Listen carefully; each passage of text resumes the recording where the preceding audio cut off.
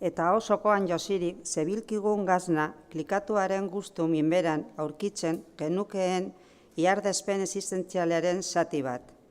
Oheratu baino lehen, eri artean, bihikatu etxe gazna zerra fin baten irestea. Ogi posi batez lagundurik. Ohitura sakratua bilakatua zitzaidan. Goizeko edozein tenoretan nonaitik itzultzean. Eta aldi oro segiatatzen zen gaznaren mirakulua. Bilkuran zehar irudiz lasai iarduzkitzearen zaria bidezen, kristauentzat. Etxura eta doloren frankoren leia zeruan zen manera simple eta errebezean. Itxaronpen bat, muga eta gainezina, leia zaindua, pentsatzen berean berregituratze ideologikoak aktibaratziz bihotza euskal zezakeena.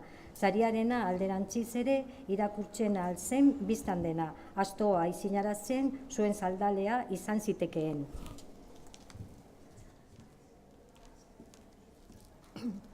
Kontsolatzen nintzen, neurri batean, bizangotakoak salbu, astoak abere maitegarria zirela sinetziz. Gaznaren jabetasun psikologikoa bazuen oinarri soziokultural indartsua. Urre zuria trumilka ekoizten zen Euskal Herrian. Ikusten ziren, autoko faroen menpean, gaueko horma aborosean eten, gazna sal markak 100 baske moldatzen gintuela deiadarkatzen zuten afisak.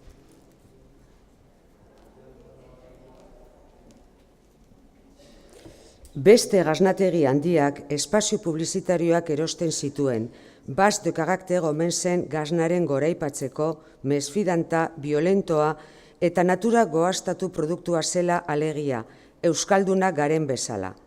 Azken hilabetetan ohartu nintzen harriturik, bazela ardi gazna mota bat, qui parle basque, molekuletan benetako taraka-taraka mintzaira hegaldaraziz.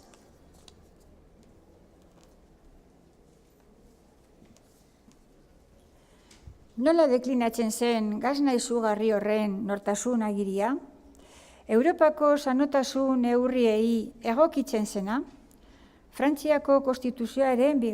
artikuluaz zer erran? Zirudienez, euskaraduntasuna ukatzen zitzaigon garaiotan, merkatuaren zigizaga zirristatzuen artetik, gaznak zekarren gure izatearen ondar zigilu zilegia.